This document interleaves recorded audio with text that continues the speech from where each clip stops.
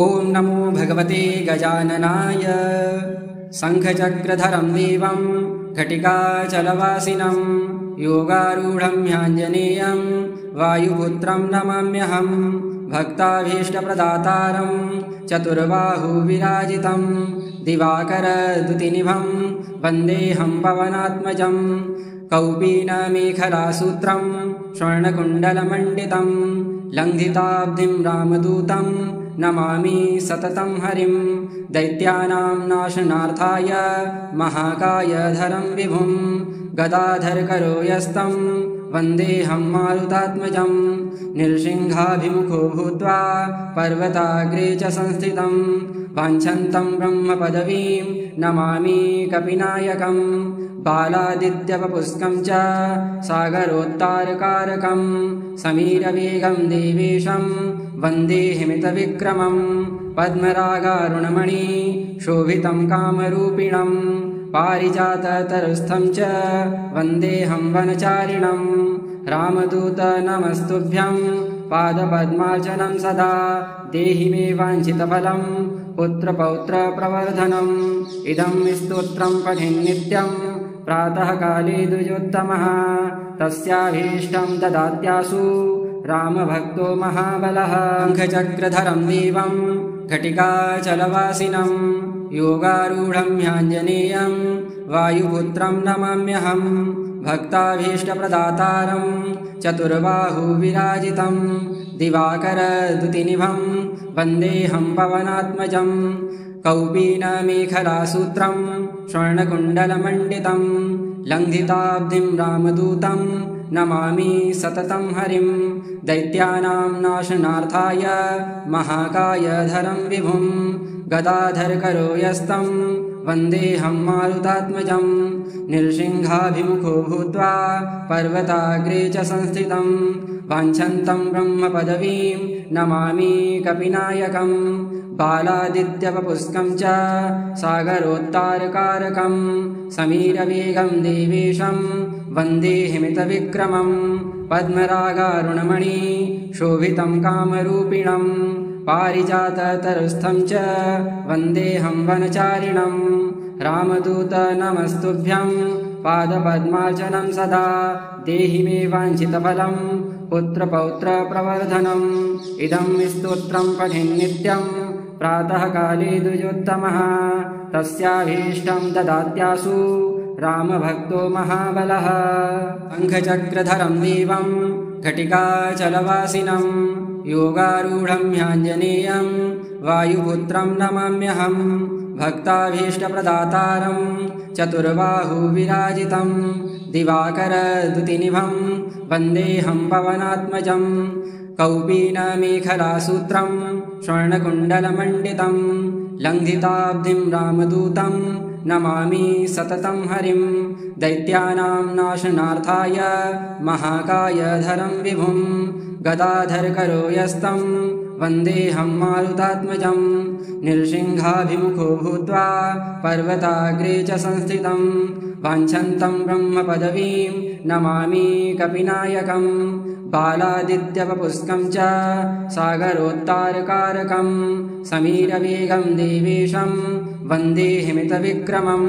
पद्मरागारुणमणि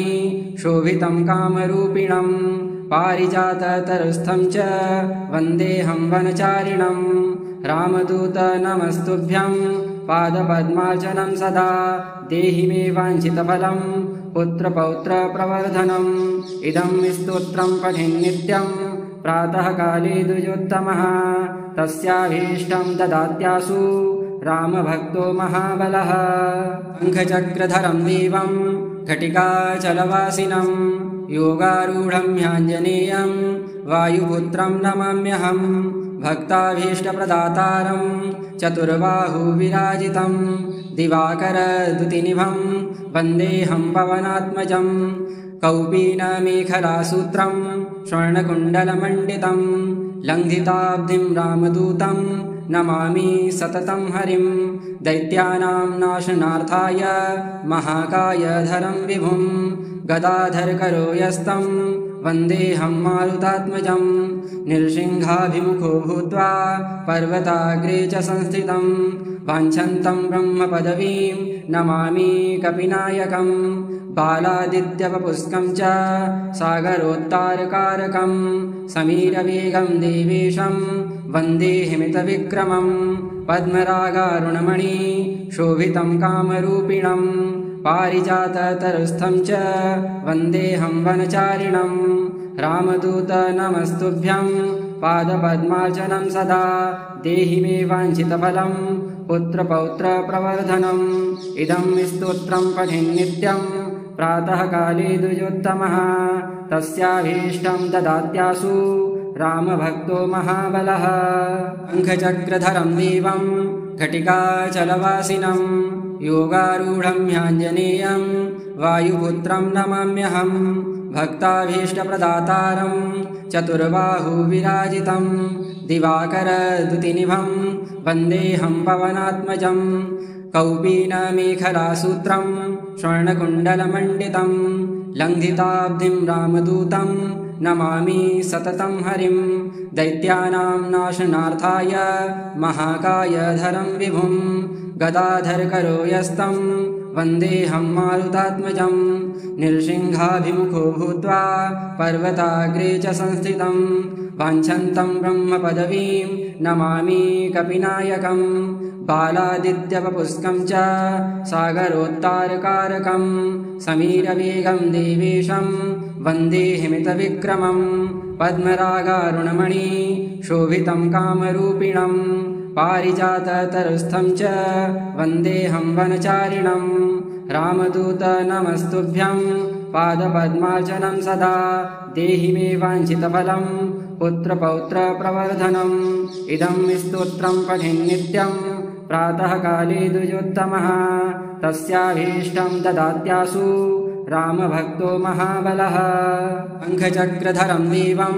घटिकाचलवासिनं योगारूढं ह्याञ्जनेयं वायुपुत्रं नमाम्यहं भक्ताभीष्टप्रदातारं चतुर्बाहुविराजितं दिवाकरद्युतिनिभं वन्देऽहं पवनात्मजं कौपीनमेखलासूत्रं स्वर्णकुण्डलमण्डितं लङ्घिताब्धिं रामदूतं नमामि सततं हरिं दैत्यानां नाशनार्थाय महाकायधरं विभुं गदाधरकरो यस्तं वन्देऽहं मारुतात्मजं नृसिंहाभिमुखो भूत्वा पर्वताग्रे च संस्थितं वाञ्छन्तं ब्रह्मपदवीं नमामि कपिनायकं बालादित्यवपुष्कं च सागरोत्तारकारकं समीरवेगं देवेशं वन्दे हिमितविक्रमं पद्मरागारुणमणि शोभितं कामरूपिणं पारिजाततरुस्थं च वन्देऽहं वनचारिणं रामदूत नमस्तुभ्यं पादपद्मार्चनं सदा देहि मे वाञ्छितफलं पुत्रपौत्रप्रवर्धनम् इदं स्तोत्रं पठेन्नित्यं प्रातःकाले द्विजोत्तमः तस्याभीष्टं ददात्यासु रामभक्तो महाबलः शङ्खचक्रधरं देवं घटिकाचलवासिनं योगारूढं ह्याञ्जनेयं वायुपुत्रं नमाम्यहं भक्ताभीष्टप्रदातारं चतुर्बाहुविराजितं दिवाकरद्युतिनिभं वन्देऽहं पवनात्मजं कौपीनमेखलासूत्रं स्वर्णकुण्डलमण्डितं लङ्घिताब्धिं रामदूतं नमामि सततं हरिं दैत्यानां नाशनार्थाय महाकायधरं विभुं गदाधरकरो यस्तं वन्देऽहं मारुतात्मजं नृसिंहाभिमुखो भूत्वा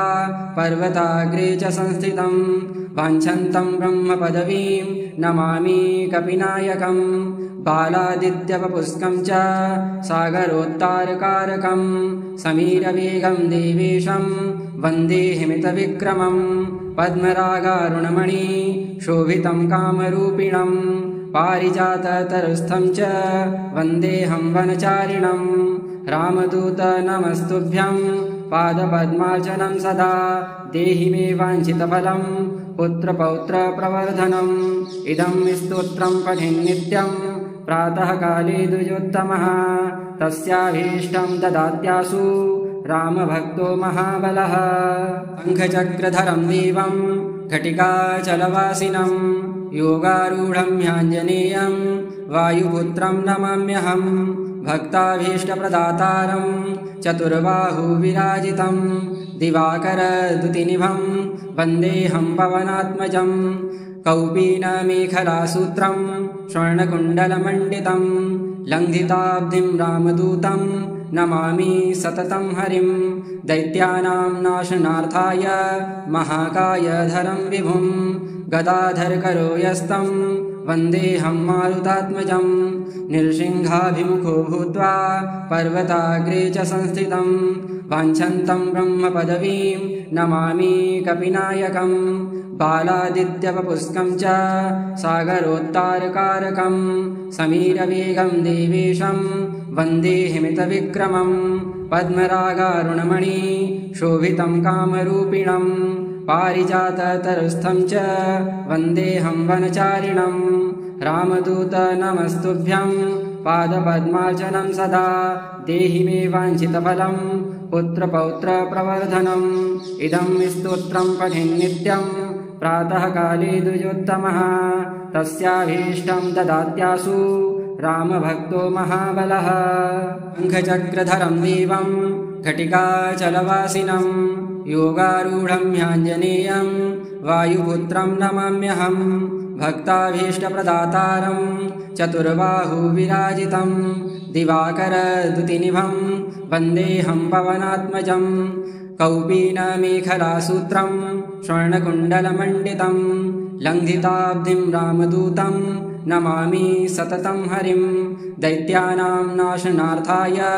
महाकायधरं विभुं गदाधरकरो यस्तं वन्देऽहं मारुतात्मजं नृसिंहाभिमुखो भूत्वा पर्वताग्रे च संस्थितं वाञ्छन्तं ब्रह्मपदवीं नमामि कपिनायकं बालादित्यवपुष्कं च सागरोत्तारकारकं समीरवेगं देवेशं वन्दे हिमितविक्रमं पद्मरागारुणमणि शोभितं कामरूपिणं पारिजाततरुस्थं च वन्देऽहं वनचारिणं